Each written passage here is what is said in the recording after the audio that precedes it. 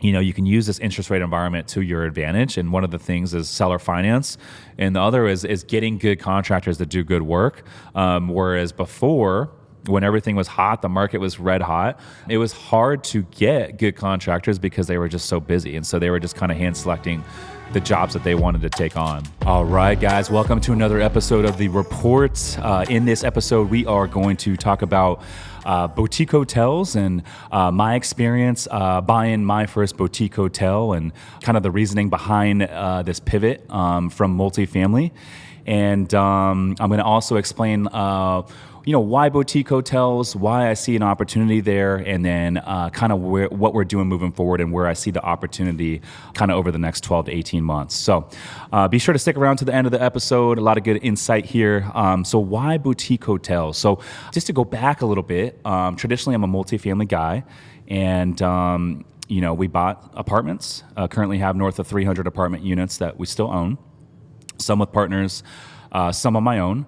And I feel like ever since the pandemic, and then going into 2021, there was just a lot of money and a lot of buyers looking for the same type of apartment buildings. Everyone's looking for that value add, 100 plus units in good markets, well-located assets to where they can make a good return on their money. And because there's so much capital out there and so much money chasing these deals, we found it very challenging. This is when I say we, I'm talking about my two old partners and myself. We found it very challenging to find deals that penciled. Often, if there was a deal that was broker listed and the pricing guidance was decent, there would be 65 offers, and maybe 100 property tours on some of these properties, which is crazy. And by the time you get to best and final, with a lot of these deals, people were overpaying big time. And so what we found was a lot of these deals weren't penciling. We would underwrite them and they wouldn't pencil. And so we would pass, but then a few months later, we would circle back with the broker to see what these deals traded for. And some of the numbers that people were paying were just like insane. We're like, I don't even know how that makes sense. So, now with the interest rate environment going up, people are banking on a lot of rent growth. I don't know if they're going to be getting it now with this recent slowdown in the economy. So it will be interesting to see how the business plan of these properties shake out. We sold our 32-unit building in Indianapolis earlier this year, January of this year. And to kind of put that in perspective, we had bought this property in 2019, and we renovated half of the units.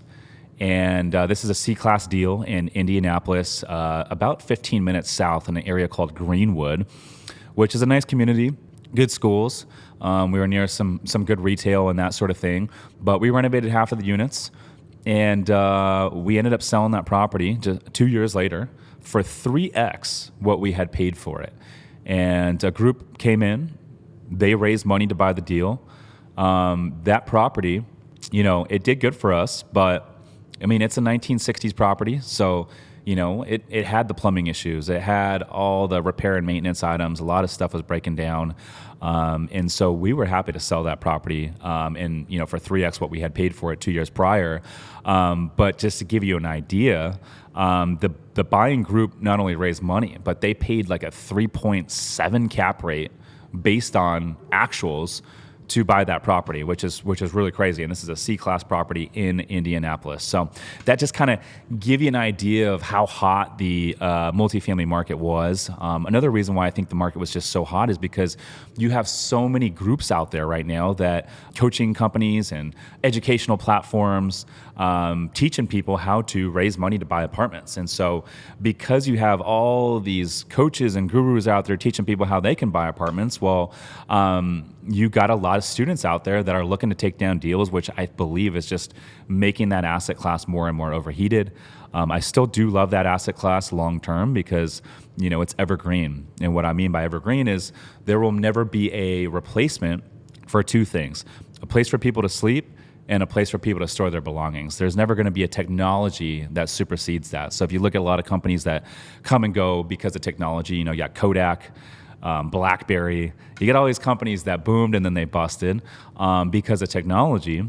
But apartments, they're going to be around forever. And as the price of, single family homes continues to rise across America, the demand for apartment units is always going to be there. And if you study rents in America, they've always gone up.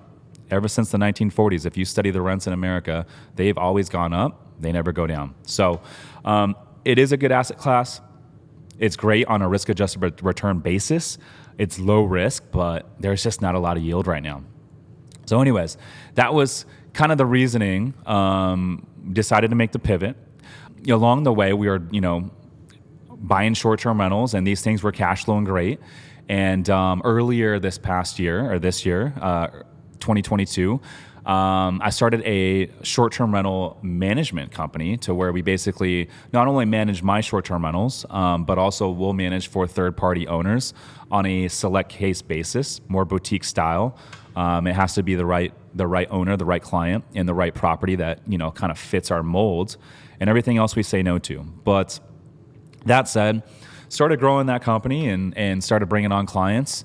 But the interest rate environment started going up around March of this year, and then April and May they kept doing more rate hikes, and so about May is when I realized, holy cow, these rates are really pumping, and I just kind of felt at that time like, hey, it's time to pivot because if the Fed's going to keep increasing these rates, I didn't feel comfortable buying more short-term rentals. And so I started looking at some boutique hotels, and I was actually down at a coffee shop working remotely for a couple weeks, and I was looking at boutique hotel deals and came across a deal. It was actually on LoopNet, and it was 10 rooms, beachfront in Northern California. And this property literally had, it had great bones. So it was 2000. It was a 2000 built property, so just over 20 years old. And it had an owner who had owned it for about 20 years. I think he bought it 2 years after it was built. And this property just hadn't grossed more than $200,000 per year. The owner or the seller, very mom and pop, he had no marketing, was not on Airbnb, it was not on Vrbo. He was just relying on an old, crusty website that hadn't been updated in probably 10 years to bring in bookings. And it was kind of a word-of-mouth thing. He had a on-site manager and his wife, his husband and wife, so it was a couple. They had been managing the property for many years, and they were stealing from him. And he had no idea. But we found out pretty quickly that he was stealing from him. They were blocking off the calendar because they didn't want to do same-day turns. So whenever a guest made a reservation and booked a particular room, they didn't want to do same-day turns. So they would actually block off the calendar the day before check-in and the day after they checked out because they didn't want to do the turns. And what they were actually doing was they were getting paid to, obviously work on the property. They were going and taking jobs around town, like little side hustle jobs, just to make a few bucks.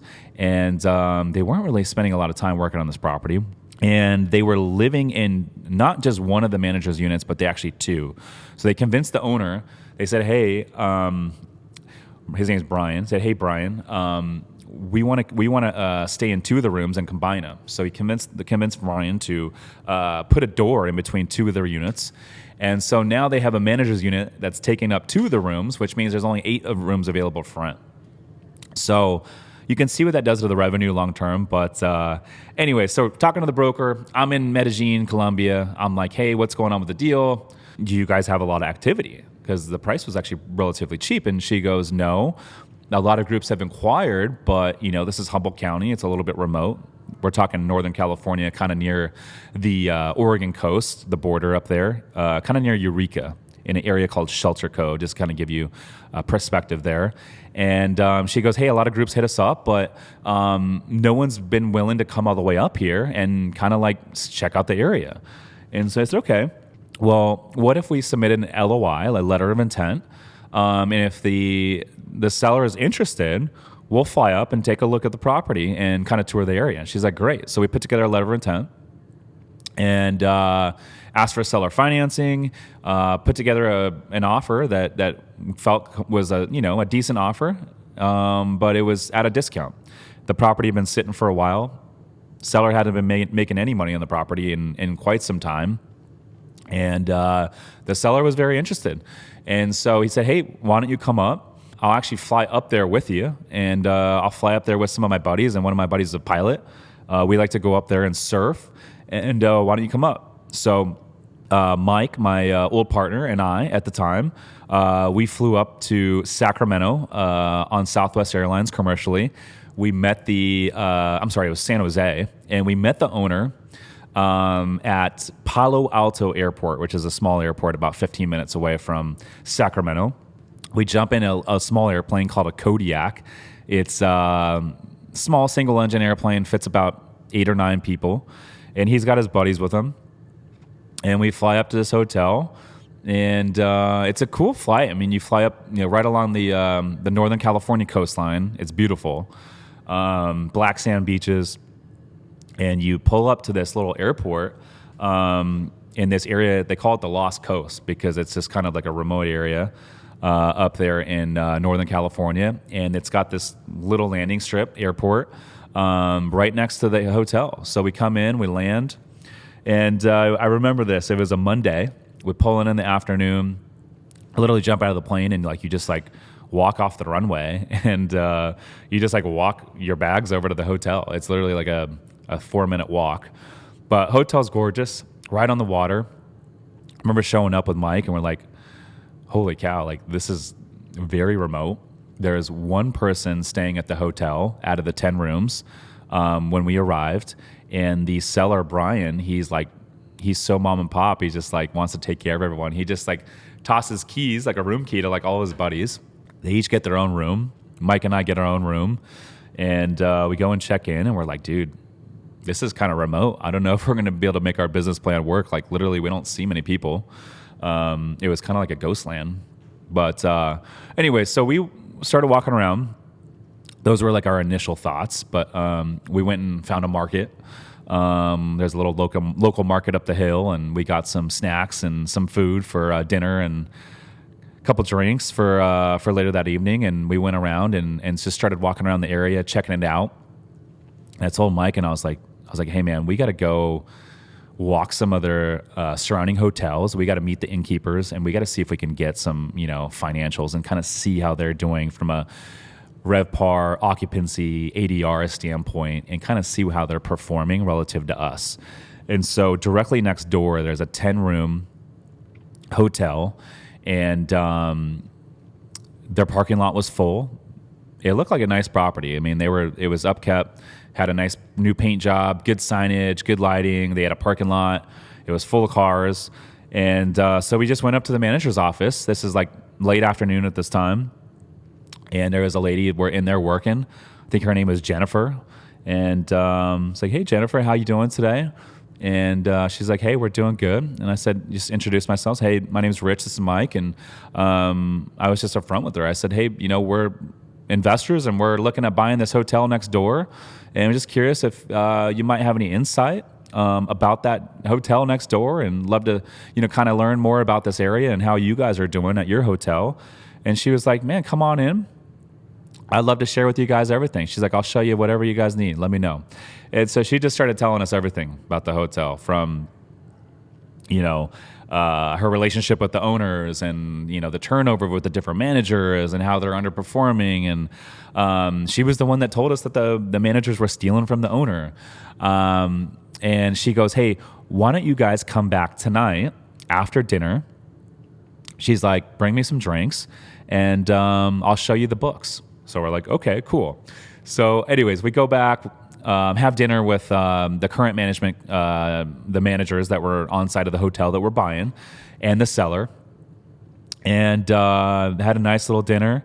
And you got to think, the managers, they know the hotel is being sold, and they don't want it to be sold because they literally have 2 rooms, beachfront, nice living room, kitchen, everything. And they're getting paid to live there for free and basically not do a whole lot. And so you got to think they don't want this property to be sold. And here we are, 2 younger guys And we're having dinner, and we're there to basically buy the property. And I think they have an inkling that we want to manage this property remotely, free of on-site management with my company, Fortune Cribs, the same way we manage all these short-term rentals around the country. So like kind of a self-check-in, self-checkout model. And so it's kind of a weird dinner, but they ended up being pretty cool.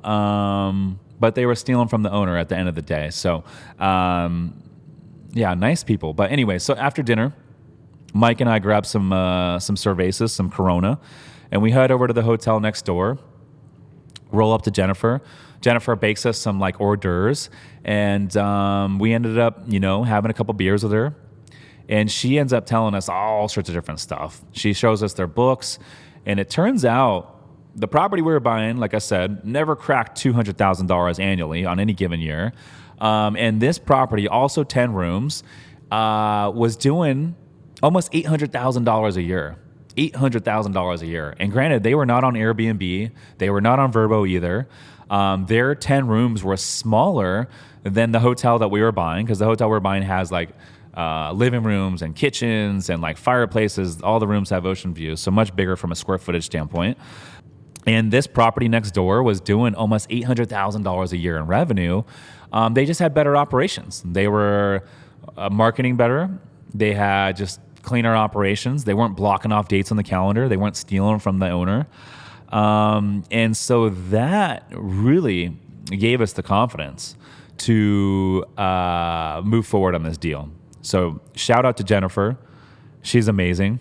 And for any of the listeners out there, if you guys are ever doing due diligence and shopping competition on a deal, I encourage you to just go and be friendly, be transparent to the managers next door. And these could be apartments too.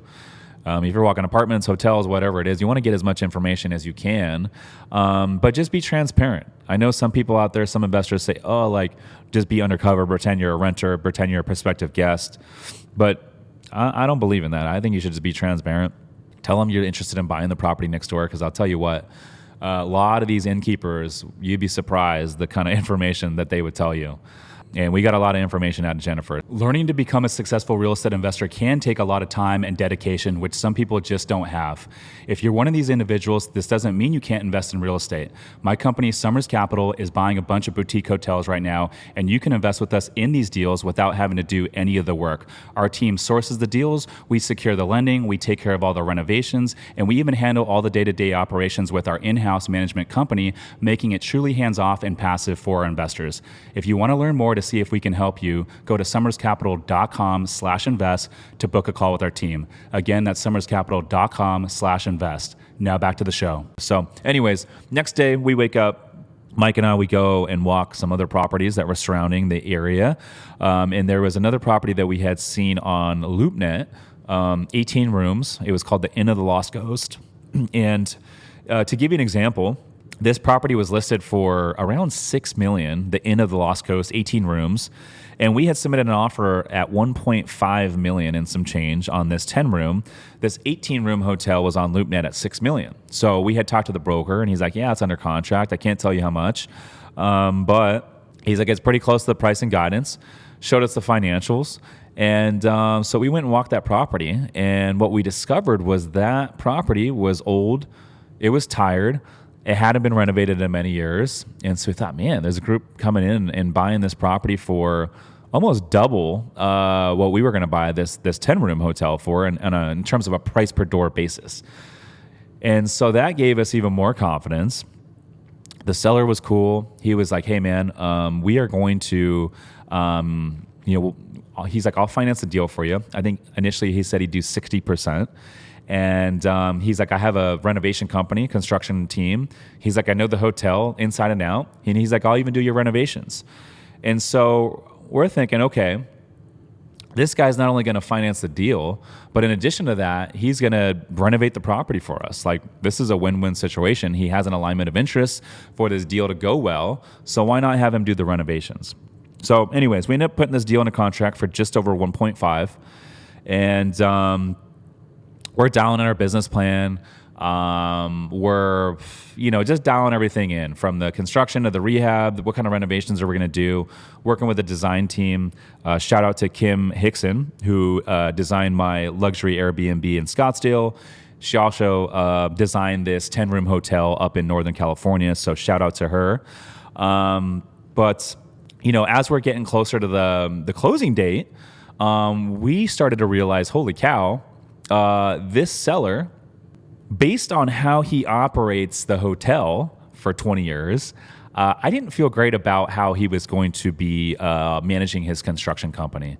And so I was like, hey guys, talking about my old partners, Sean and Mike, I said, hey guys, I think we should bring in another contractor and get another bid. It's always good to get multiple bids. But I said, hey, my contractor in Scottsdale, who just did my luxury Airbnb out there, I know what kind of work he does. We can trust him. He moves pretty quick. I think we should bring him in and see if he can, write us up a proposal for this property. And initially they shot it down. They're like, hey, you know what? We trust the seller. Let's go with him. I said, okay, let's roll with him. And we ended up raising the money, went to our investors. This is an interesting part, how we raised the money. So this was the first deal where we actually raised money. We offered the investors a straight fixed 20% return, paid monthly, no liability on them. We would assume all the liability, but no equity. So just straight debt. And what we did was we created an investor LLC that lent in second position to the hotel LLC. And that capital we would use for the down payment, for the renovations, the holding costs, etc. And because there's so much value add with this particular deal, we're buying it so low, 10 rooms, beachfront in California for 1.5.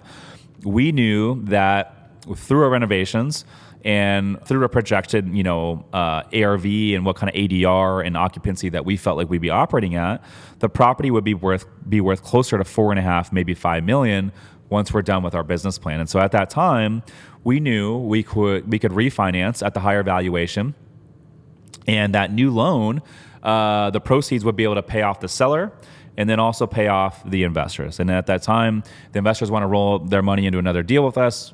Likely we'll have another deal they can roll that money into. So that's kind of the business model. And we opened it up. The capital raise was really quick, filled up in less than 24 hours. There was a lot of people that couldn't get in that wanted to. So shout out to the investors. And they came through. But anyways, we closed on the property.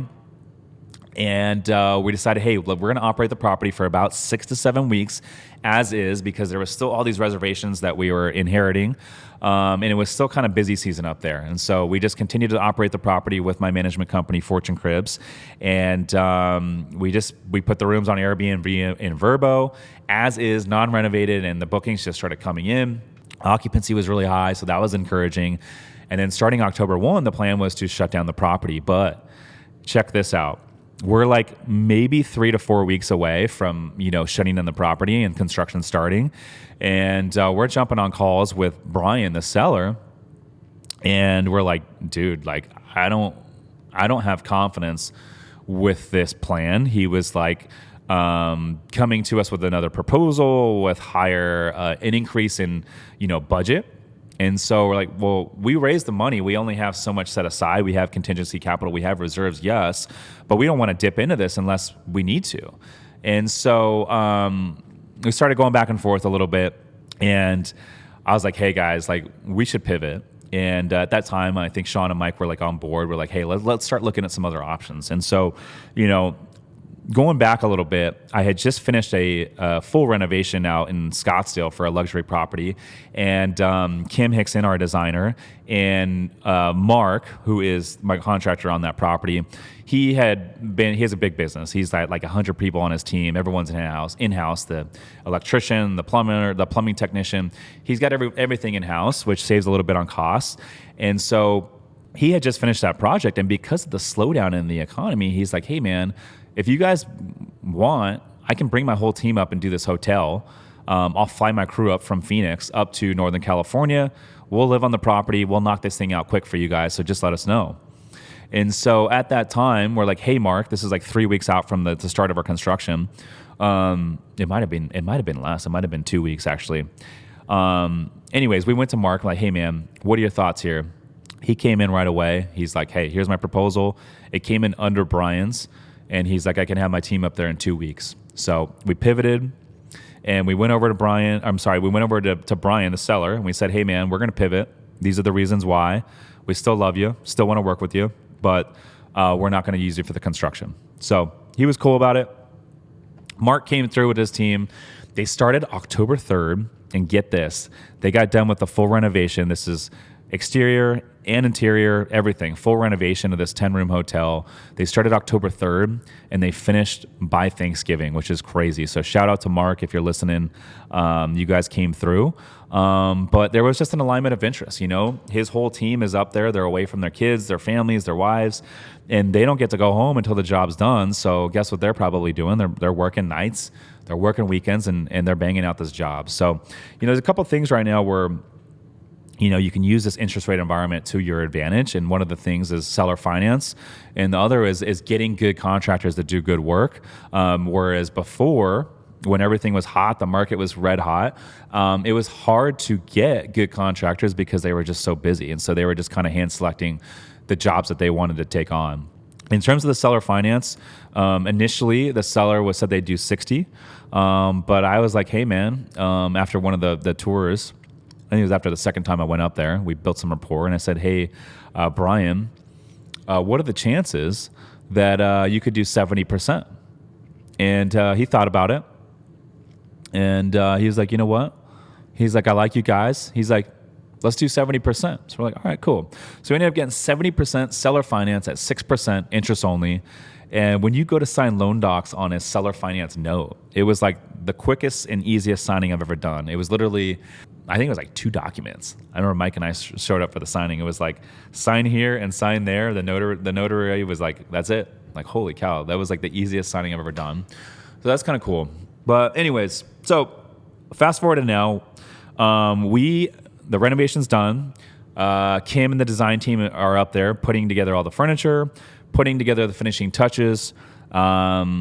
We basically did all new flooring. We did all new kitchens, all new cabinets, all new bathroom vanities.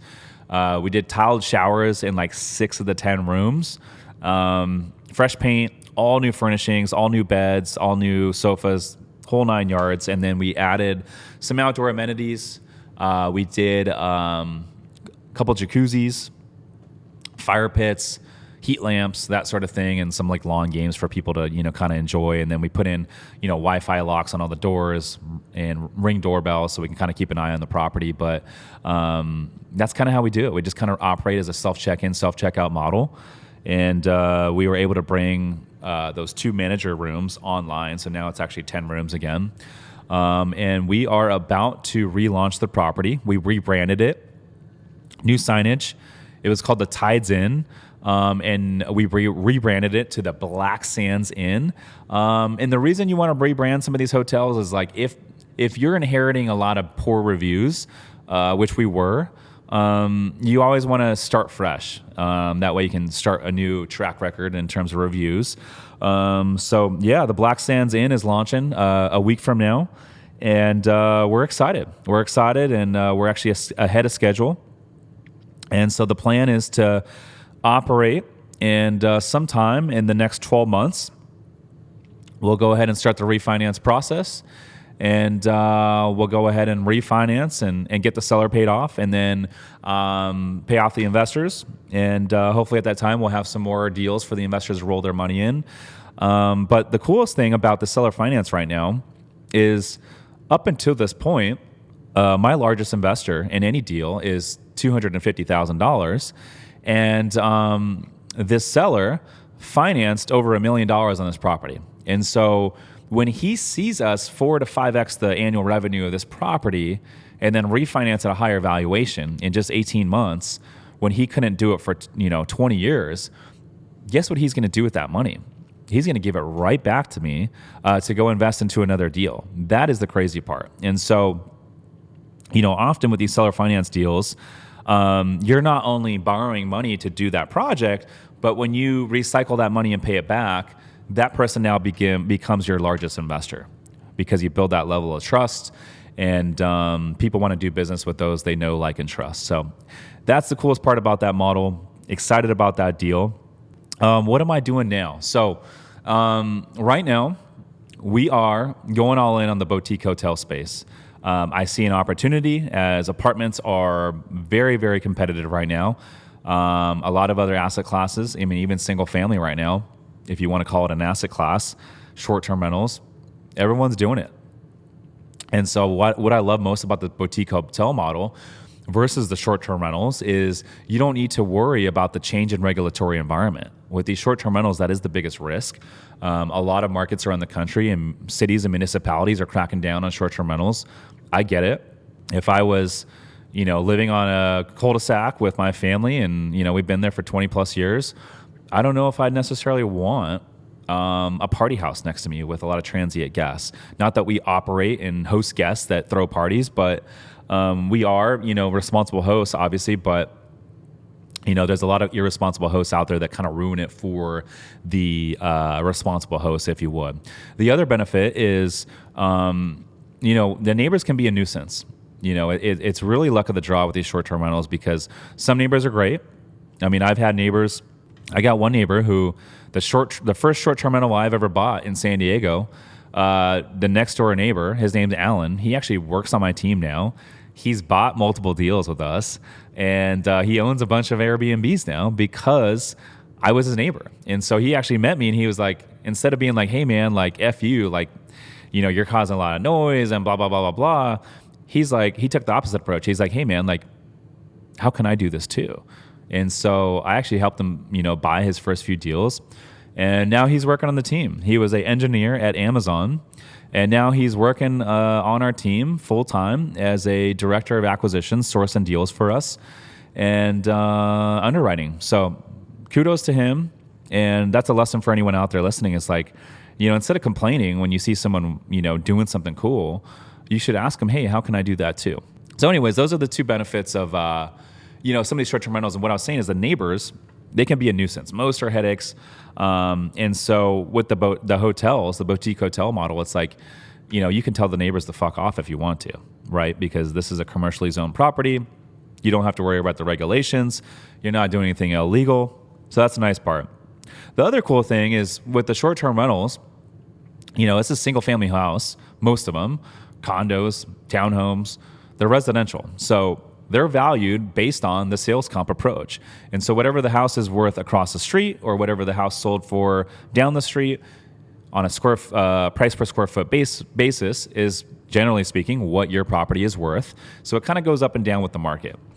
So if you go in there and buy a short-term rental and, figure out a way to get this property to cash flow really nicely and, bring in a couple $100,000 a year in revenue, although that's great and you're making cash flow, you're still not increasing the value of the property because it's still worth what that same house is worth across the street.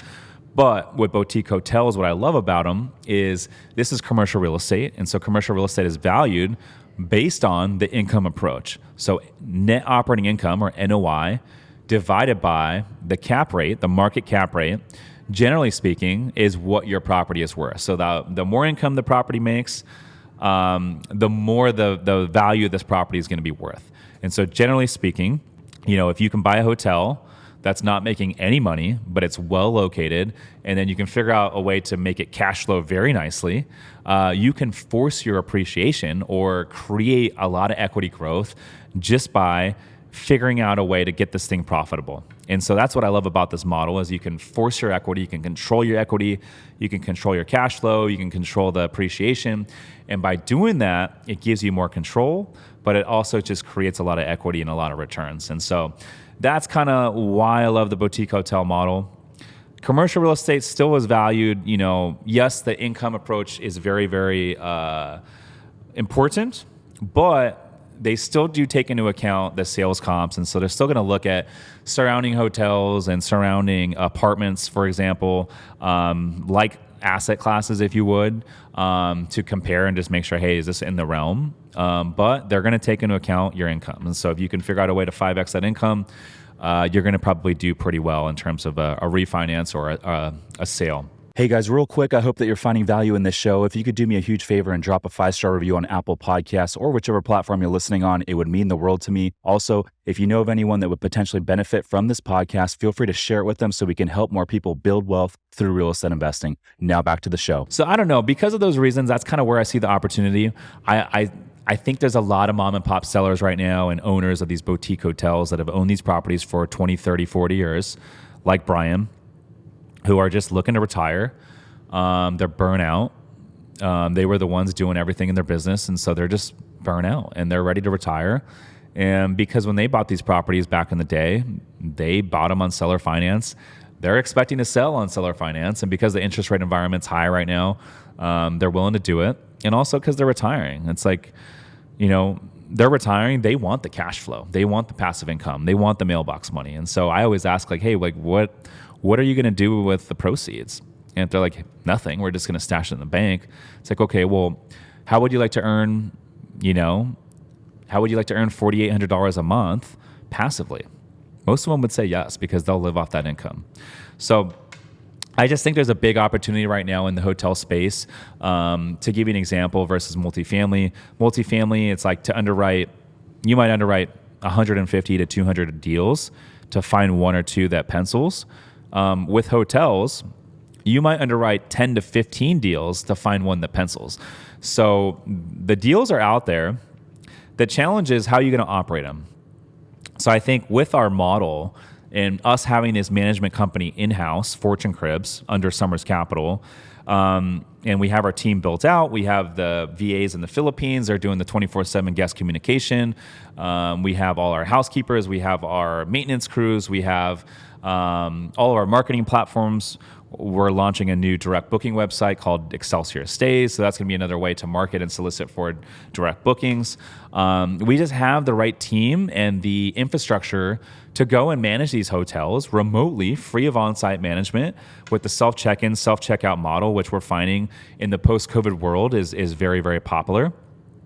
And we can bring these manager units online to bring in more revenue and that sort of thing. So although the economy is softening and the housing market is softening and real estate is starting to soften because of the interest rate environment, if you can go in and find a hotel at a heavy discount, and you know that you can add a lot of value through renovations and through your operations and through good marketing, you can 3 to 4x the value of these properties, or at least double them if you find the right deal. And by doing that, it gives you a cushion should the market adjust, because you're forcing some equity. And so that's where I kind of see the play right now as we transition into this slowdown in the economy. I think 2023 is going to be definitely slowed.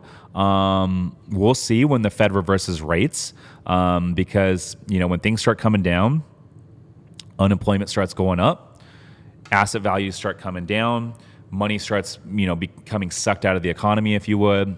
Bad news comes out.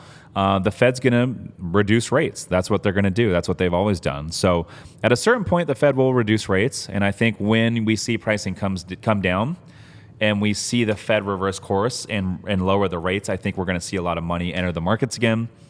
And we're going to see another good run.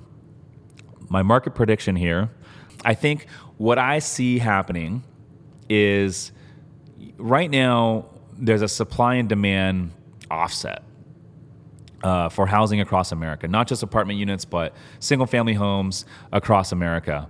And there is just a lack of supply, and there's a shortage of supply to meet the demand. And because of the interest rate environment, a lot of builders right now, especially if they feel like the market's going to soften, and it is softening, are more hesitant to build and new construction. And so I feel like whenever the interest rates normalize, and we come out of this downtrend, I think that we're going to see even more of a gap in terms of supply and demand. And I think we're just going to see a big tear in the market. So I believe that between now and the next 6 to 12 months is going to be a really good buying opportunity. So I would say in order to buy right now, you got to buy at a discount. You got to buy a deal where you can add a lot of value, and you got to buy a well-located asset. So we're looking at hotels that are beachfront, We love Central California. We love San Diego. We got a 24-room boutique hotel under contract here in downtown San Diego in a Little Italy neighborhood, which is where our office is. But we're looking at coastal stuff because, generally speaking, the cost to renovate a property in the middle of the country, generally speaking, is about the same as it is on the coast. But on the coast, we know we're going to make a lot more money than we are if we're buying stuff in Oklahoma. So that's kind of some of the reasons why we're buying in some of these higher growth markets. We also want to buy in areas to where there are pending short-term rental regulations coming down the pipeline, or there's already in place strict short-term rental regulations, because when there's less short-term rental supply, that brings more demand to the hotels, and that bodes well for your ADRs and your occupancy and that sort of thing. And that all translates to your net operating income and your valuation. So that's kind of the stuff that we're looking at. That's kind of our search criteria. This 24-room hotel we just got under contract here in Little Italy. Actually, we have an accepted LOI. We're waiting for legal to get us this final revision. But we should have it signed and executed here very soon. This group, they're out of LA, and they have a big portfolio, I think $1 billion in assets, and this deal is just kind of an afterthought for them. It's run down. It's well located. It's got a lot of issues, but that's opportunity for us. So we're here to fix those issues.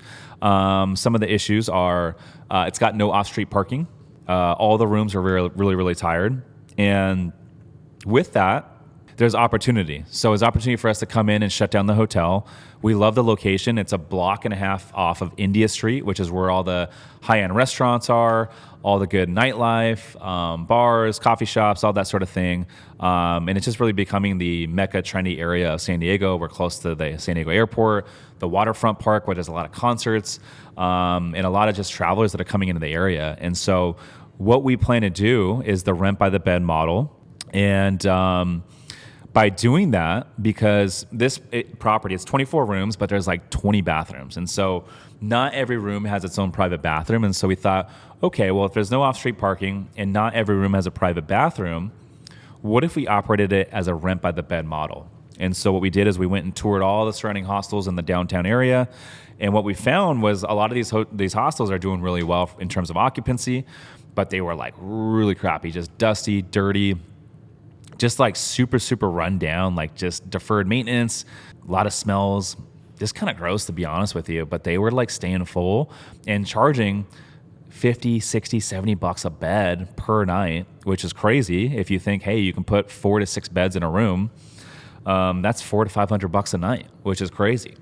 And so in a market like San Diego, it kind of makes sense because, it's expensive to rent a room, but there's a lot of demand of travelers, international travelers, business travelers, people that just want a nice place and they don't want to spend $250 a night on a hotel, and they want to be in a good location. So what we're going to look to do, we have our inspection day tomorrow, and we're in our due diligence phase, and this is fluid, so our business plan is probably going to be tweaked, but we're going to look to operate this thing as a rent by the bed model, put about 120 beds in there, and we're going to make this thing badass. We're going to do a floor renovation.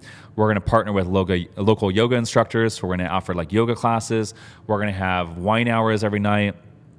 And we're going to make this thing not just a place to stay, but like a trendy experience for travelers from all over the world to come stay and meet other travelers and kind of hang out. And so we're excited about that. We're going to do like built-in bunks, like built-in pods to where they can, have some privacy. They can close off these pods.